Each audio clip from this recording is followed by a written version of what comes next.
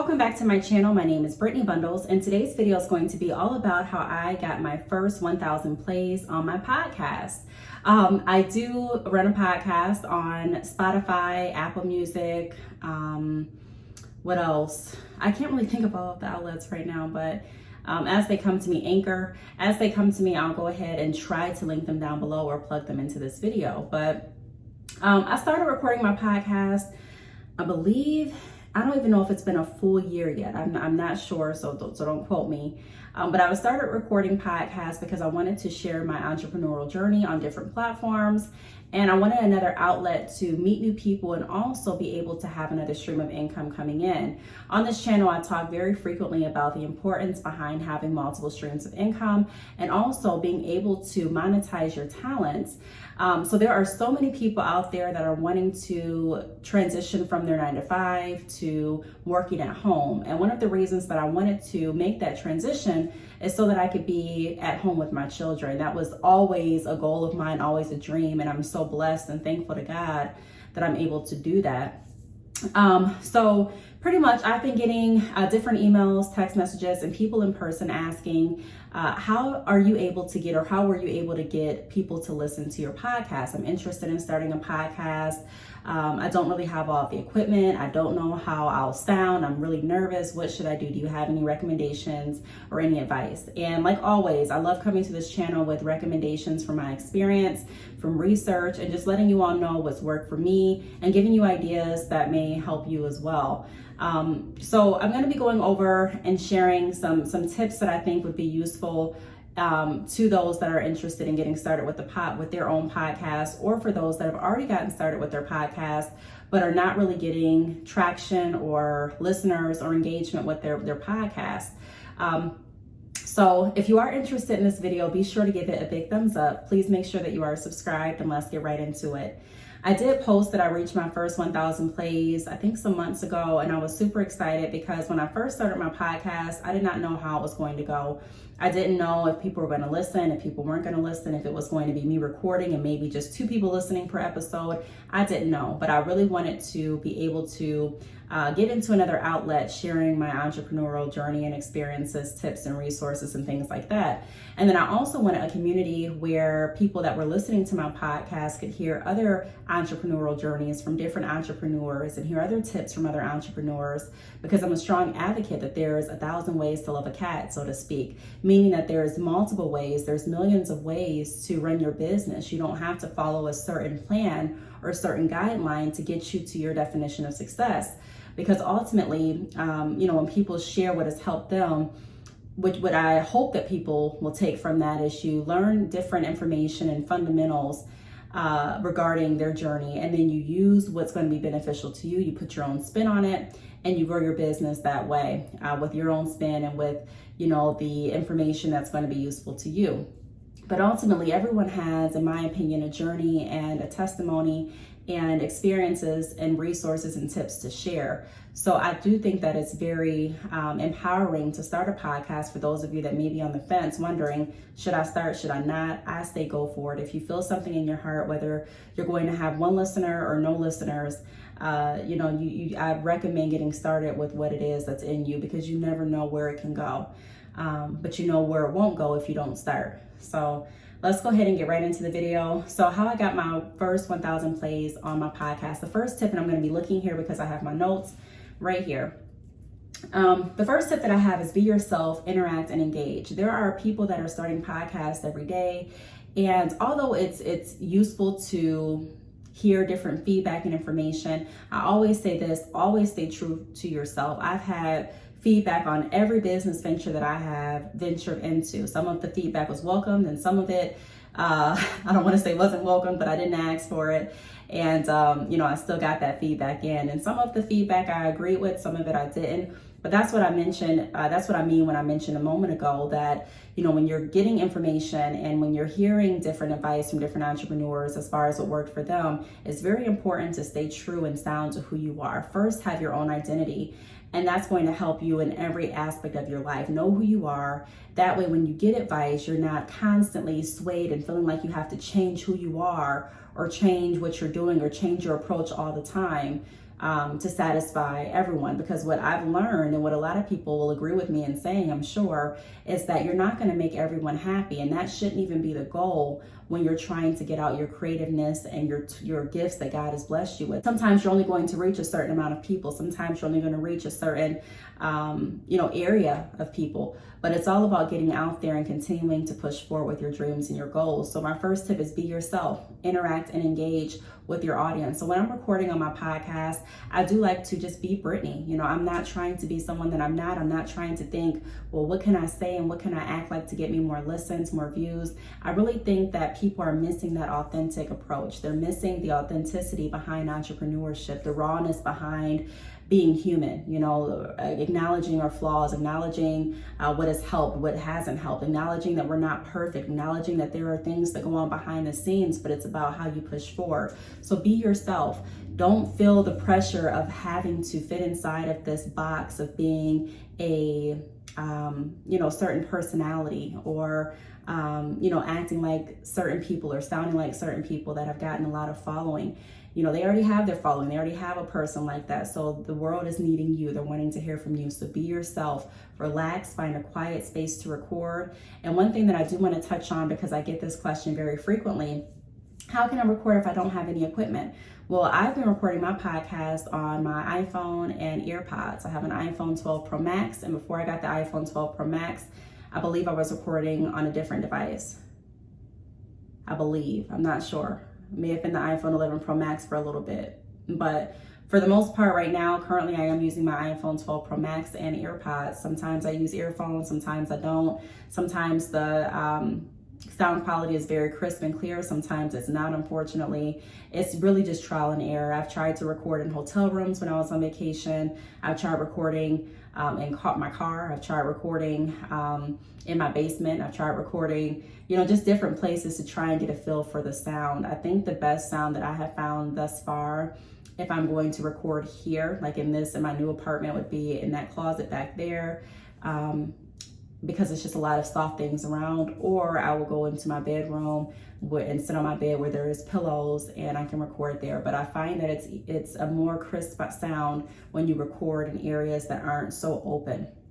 But I've recorded in this bathroom too. So, it kind of play around with the different sound effects. I do use iMovie to edit my podcast. So you don't need a whole bunch of equipment, in my opinion and experience, to record a podcast. Now, of course, as my podcast continues to grow, I'm always looking for ways to improve my quality, improve my recording style. So who knows, I may go ahead and get podcast equipment. But I really like to get out the point of my message more so than focus on just the equipment. You know what I mean? So it has to be an overall approach and an overall view. So you do want to make sure that you're staying up on your equipment.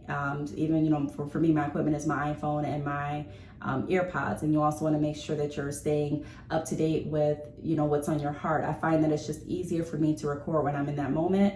And not having to fumble around with a lot of different cords or microphones really helps me just feel at ease. So the first tip that I have is be yourself, interact with your audience. So if you are recording a podcast, asking your audience how they feel, or asking your audience to write into you, asking your audience to favorite your podcast if they're listening, all of those kind of things are going to start to build and welcome. I don't want to say build, because there's more than just asking that goes into building your community and your support system behind your podcast. But I would say start asking for the interaction with the methods that I just mentioned.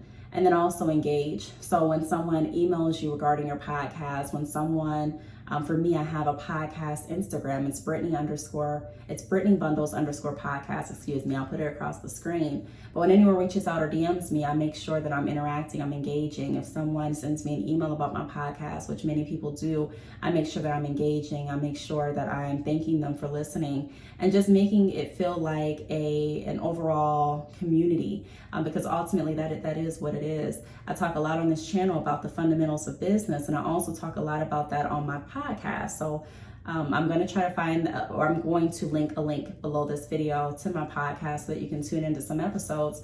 But it's all about building relationships. It's all about community and business. And I think that's one thing that we have gotten away from. A lot of entrepreneurs have gotten away from, I can say. just from doing consultations with different entrepreneurs, that relational piece. And it is sometimes more, it may feel more comfortable to some to not really engage or build relationships, but I can tell you that it's so beneficial to push yourself past your comfort zone and really start to get out and meet new people, interact with people that are listening to you, because that's going to bring the personality piece and the humanism out of your podcast that is going to draw a lot of people in that are looking for that authentic touch. Now, the second point that I have in relation to how I got my first 1,000 plays on my podcast is promote. So you want to continue promoting. Now, you don't necessarily have to spam promote or spam advertise where you're just constantly sharing different posts every single day, all day, where you're constantly in everyone's email saying, hey, did you listen to the podcast? Or constantly sending group texts with different podcast episodes, but do it in a way that makes sense, right? So if you're recording a podcast about a certain subject that maybe you and someone else talked about and you feel like there's information, or maybe there's a guest on the podcast sharing information or sharing resources or tips pertaining to that topic, you may want to send that episode to that person. Or if you have an Instagram, I think it's really imperative to separate your business Instagram from your personal, but there are some entrepreneurs that have not, and they still do really well. So however you want to do that, I think that it's really beneficial to share your podcast on Instagram. Sometimes not even sharing that you uploaded a podcast, but sharing snippets of the podcast. So that's what I do sometimes.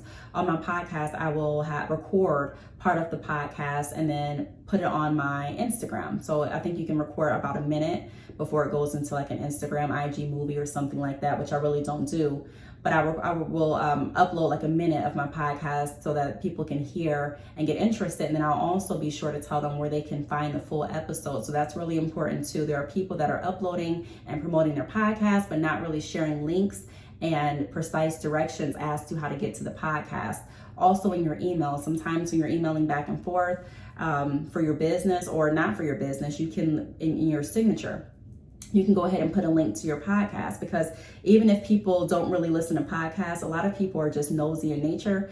And so they may want to know what you're up to. They may want to hear you speak. They may want to know what you're going to talk about. So that is another way to promote your podcast, by putting your podcast link in your signature of emails. But there's just different ways to become creative. There's different ways to promote your podcast. I have a hair business, and when I am sending out newsletters, sometimes I include my podcast link. So if I'm doing a podcast episode with another hair expert, or if I'm doing a podcast episode talking about my experience selling hair, then I will link that information in my newsletter, because a lot of people that are coming to my hair website are interested in starting their own hair business, or interested in purchasing hair extensions. And so if it's information that I feel will be useful, I will go ahead and promote my podcast on my website too. So just finding different ways to connect what you're already doing and promote your podcast in an authentic way has been very beneficial to me. The next point that I have is find center points in your message to connect to other platforms or areas of your life. So that's kind of what I just went over. Find the center point of your message. So again, if your message is about hair and you have a hair business, then go ahead and find a way to connect that in with your website, or with your newsletter, or with your hair business Instagram page or Facebook page, because people that are coming there wanting to learn how to start their hair business may be able to get useful information from the podcast that you just recorded. So just be very open to different non-traditional ways of promoting at times. The next tip that I have is use examples and have a plan / focus point before recording. So I have a focus point before recording. There are so many people that get out and record anything, videos, podcast episodes, and they wing it. And some people are better at winging it than others. But I'm saying that if you want people to listen to you, from my experience, it has to be something that is easy to follow along with. Just like if you want people to go to your website and actually purchase, it should be something, I don't want to say has to, so let me correct that, but it should be something, in my experience, that is easy to follow. So it should have a nice flow. And in order for it to have a flow, in my experience, it's best to have a focus point. So I'm going to get on this podcast today, and the focus of this podcast is this, so that people can follow along with you. Also use examples, so have life experiences in there. A lot of times people just find it really interesting and intriguing to learn about other people's journeys. I know I do. I love finding out about new ways to do things. I love finding out about new techniques, and not just techniques, but also new mindsets. You know, the mind is so powerful, and being an entrepreneur, we're constantly, I know from myself and friends that are entrepreneurs, you know, even my husband, he's an entrepreneur.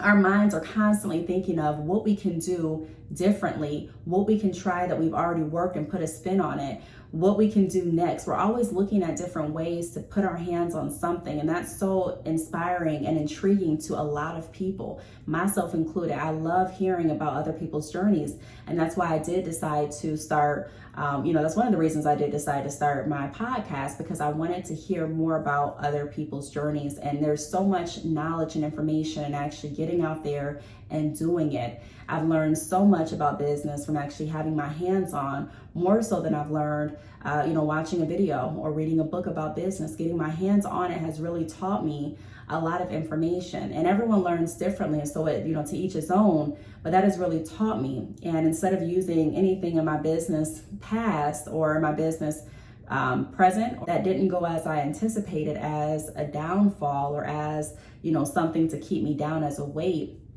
I've used it to fuel me and to help other people move forward based on what I was able to do to get up and get around whatever was blocking me at that point and still push forward. So I think there's so much inspiration, motivation, resources, and information in people's journeys.